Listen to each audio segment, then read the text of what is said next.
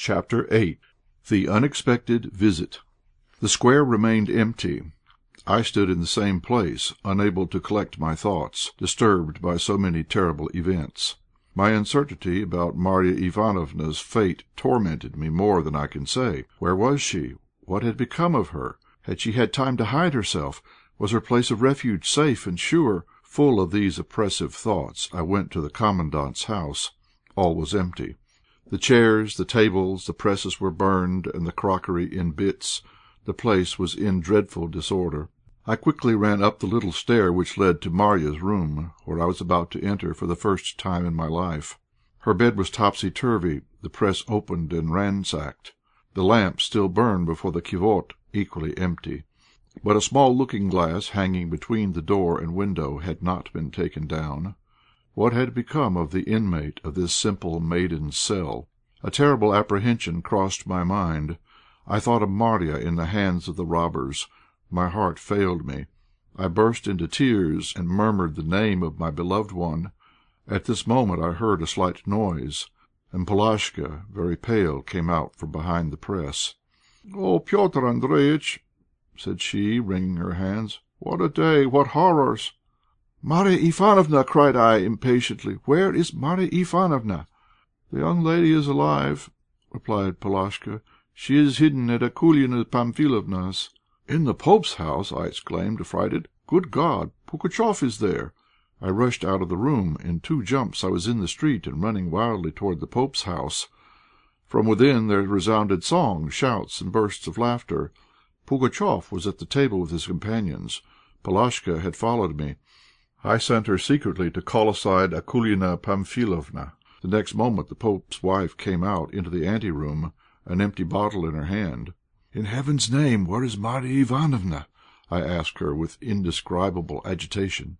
"She is in bed, the little dove," replied the pope's wife, "in my bed, behind the partition. Ah, Petr' Andréjïtch, a misfortune very nearly happened. But, thank God, all has passed happily over. The villain had scarcely sat down to table before the poor darling began to moan. I nearly died of fright. He heard her." "Who's that moaning, old woman?" said he. I saluted the robber down to the ground. "My niece, Tzar. She has been ill and in bed for more than a week." "And your niece, is she young?" "She is young, Tzar." "Let us see, old woman. Show me your niece." I felt my heart would fail me, but what could I do? "Very well, Tzar, but the girl is not strong enough to rise and come before your grace." "That's nothing, old woman. I'll go myself and see her." And would you believe it, the rascal actually went behind the partition. He drew aside the curtain, looked at her with his hawk's eyes, and nothing more. God helped us. You may believe me when I say the father and I were already prepared to die the death of martyrs. Luckily the little dove did not recognise him. Oh, Lord God, what we have lived to see! Poor Iván Kouzmitch, who would have thought it? And Vassilissa Igorofna, and Iván Ignatiitch, why him too? And you, how came it that you were spared? And what do you think of Chvabrine, of Alexey Iványtch? He has cut his hair short, and he is there having a spree with them. He is a sly fox, you'll agree, and when I spoke of my sick niece, would you believe it, he looked at me as though he would like to run me through with his knife. Still he did not betray us, and I'm thankful to him for that. At this moment up rose the vinous shouts of the guests and the voice of Father Garasim. The guests wanted more wine, and the pope was calling his wife. "Go home, Petr' Andréjïtch," she said to me in great agitation. "I have something else to do than chatter to you. Some ill will befall you if you come across any of them now. Good bye, Petr' Andréjïtch. What must be, must be, and it may be God will not forsake us." The pope's wife went in. A little relieved, I returned to my quarters. Crossing the square, I saw several Bashkirs crowding around the gallows in order to tear off the high boots of the hanged men. With difficulty I forbore showing my anger, which I knew would be wholly useless. The robbers pervaded the fort and were plundering the officers' quarters, and the shouts of rebels making merry was heard everywhere. I went home. Savéliitch met me on the threshold. "Thank Heaven!" cried he, upon seeing me. "I thought the villains had again laid hold on you. Oh, my father, Petr' Andréjïtch, would you believe it? The robbers have taken everything from us, clothes, linen, crockery, and goods. They have left nothing. But what does it matter? Thank God that they have at least left you your life. But, oh, my master, did you recognize their ataman?" "No, I did not recognize him. Who is he?" "What, my little father? You have already forgotten the drunkard who did you out of your touloup the day of the snowstorm, a hareskin touloup, brand new, and he the rascal who split all the seams putting it on." I was dumbfounded. The likeness of Pugatchéf to my guide was indeed striking. I ended by feeling certain that he and Pugatchéf were one and the same man, and then I understood why he had shown me mercy. I was filled with astonishment at the extraordinary collection of events. A boy's touloup given to a vagabond saved my neck from the hangman, and a drunken frequenter of pot-houses besieged forts and shook the empire. "Would you not eat anything?" asked Savéliitch, faithful to his old habits. "There is nothing in the house, it is true, but I shall look about everywhere, and I will get something ready for you." Left alone, I began to reflect. What could I do? To stay in the fort, which was now in the hands of the robber, or to join his band were courses alike unworthy an officer. Duty prompted me to go where I could still be useful to my country in the critical circumstances in which it was now situated. But my love urged me no less strongly to stay by Marya Ivánofna, to be her protector and her champion. Although I foresaw a new and inevitable change in the state of things, yet I could not help trembling as I thought of the dangers of her situation. My reflections were broken by the arrival of a Cossack, who came running to tell me that the great Tzar summoned me to his presence. "Where is he?" I asked, hastening to obey. "In the Commandant's house," replied the Cossack. "After dinner our father went to the bath. Now he is resting. Ah, sir, you can see he is a person of importance. He deigned at dinner to eat 2 roast suckling pigs, and then he went to the upper part of the vapour bath, where it was so hot that Taras Kurotchkin himself could not stand it. He passed the broom to Bikbaieff, who only recovered by dint of cold water. You must agree his manners are very majestic, and in the bath, they say, he showed his marks of Tzar, on one of his breasts a double-headed eagle as large as a petak, and on the other his own face." I did not think it worth while to contradict the Cossack, and I followed him to the Commandant's house, trying to imagine beforehand my interview with Pugatchéf, and to guess how it would end. The reader will easily believe me when I say I did not feel wholly reassured. It was getting dark when I reached the house of the Commandant. The gallows with its victims stood out black and terrible. The body of the Commandant's poor wife still lay beneath the porch. Close by 2 Cossacks were on guard. He who had brought me went in to announce my arrival. He came back almost directly, and ushered me into the room where the previous evening I had bidden good-bye to Marya Ivánofna. I saw a strange scene before me. At table covered with a cloth and laden with bottles and glasses was seated Pugatchéf, surrounded by 10 Cossack chiefs in high caps and coloured shirts, heated by wine, with flushed faces and sparkling eyes. I did not see among them the new confederates lately sworn in, the traitor Chvabrine and the "ouriadnik." "Aha! So it is you, your lordship," said Pugatchéf upon seeing me. "You are welcome. All honour to you, and a place at our feast." The guests made room. I sat down in silence at the end of the table. My neighbour, a tall and slender young Cossack with a handsome face, poured me out a bumper of brandy, which I did not touch. I was busy noting the company. Pugatchéf was seated in the place of honour, his elbows on the table, and resting his black beard on his broad fist. His features, regular and agreeable, wore no fierce expression.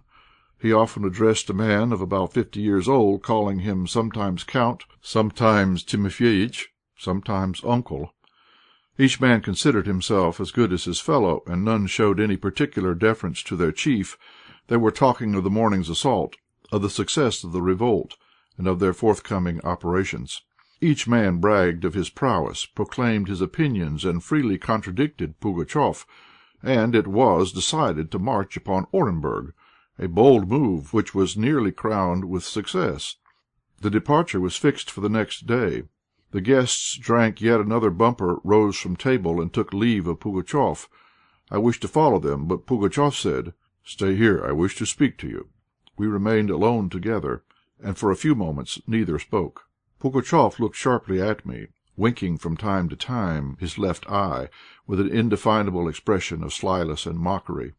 At last he gave way to a long burst of laughter, and that with such unfeigned gaiety that I myself, regarding him, began to laugh without knowing why. "Well, your lordship," he said, "confess you were afraid when my fellows cast the rope around your neck. I warrant the sky seemed to you the size of a sheepskin, and you would certainly have swung beneath the crossbeam but for your old servant. I knew the old owl again directly. Well, would you have ever thought, sir, that the man who guided you to a lodging in the steppe was the great Tzar himself?" As he said these words he assumed a grave and mysterious air. "You are very guilty as regards me," resumed he, "but I have pardoned you on the account of your courage, and because you did me a good turn when I was obliged to hide from my enemies. But you shall see better things. I will load you with other favours when I shall have recovered my empire. Will you promise to serve me zealously?" The robber's question and his impudence appeared to be so absurd that I could not restrain a smile. "Why do you laugh?" he asked, frowning. "Do you not believe me to be the great Tzar? Answer me frankly." I did not know what to do. I could not recognize a vagabond as emperor. Such conduct was to me unpardonably base. To call him an impostor to his face was to devote myself to death, and the sacrifice for which I was prepared on the gallows before all the world, and in the first heat of my indignation, appeared to me a useless piece of bravado. I knew not what to say. Pugatchéf awaited my reply in fierce silence. At last, and I yet recall that moment with satisfaction, the feeling of duty triumphed in me over human weakness, and I made reply to Pugatchéf. "Just listen, and I will tell you the whole truth. You shall be judge. Can I recognize in you a Tzar? You are a clever man. You would see directly that I was lying. Who then am I according to you? God alone knows. But whoever you be, you are playing a dangerous game." Pugatchéf cast at me a quick, keen glance. "You do not then think that I am Tzar Peter? Well, so let it be. Is there no chance of success for the bold? In former times did not Grishka or Trepiev reign? Think of me as you please, but do not leave me. What does it matter to you whether it be one or the other? He who is pope is father. Serve me faithfully, and I will make you a field marshal and a prince. What do you say to this?" "No," I replied firmly. "I am a gentleman. I have sworn fidelity to her Majesty the Tzarina. I cannot serve you. If you really wish me well, then send me back to Orenburg." Pugatchéf reflected. "But if I send you away," said he, "will you promise me at least not to bear arms against me?" "How can you expect me to promise you that?" replied I. "You know yourself that that does not depend upon me. If I be ordered to march against you, I must submit. You are a chief now. You wish your subordinates to obey you. How can I refuse to serve if I am wanted? My head is at your disposal. If you let me go free, I thank you. If you cause me to die, may God judge you. Howbeit, I have told you the truth." My outspoken candour pleased Pugatchéf. "E'en so let it be," said he, clapping me on the shoulder. "Either entirely punish or entirely pardon. Go to the four winds, and do what seems good in your eyes. But come to-morrow and bid me good-bye. And now begone to bed. I am sleepy myself." I left Pugatchéf and went out into the street. The night was still and cold. The moon and stars, sparkling with all their brightness, lit up the square and the gallows. All was quiet and dark in the rest of the fort. Only in the tavern were lights still to be seen, and from within arose the shouts of the lingering revellers. I threw a glance at the pope's house. The doors and the shutters were closed. All seemed perfectly quiet there. I went home and found Savéliitch deploring my absence. The news of my regained liberty overwhelmed him with joy. "Thanks be to thee, O Lord," said he, making the sign of the cross. "We will leave for the fort to-morrow at break of day, and we will go in God's care. I have prepared something for you. Eat, my father, and sleep till morning quietly as though in the pocket of Christ." I took his advice, and after having supped with a good appetite, I went to sleep on the bare boards, as weary in mind as in body. Chapter 9.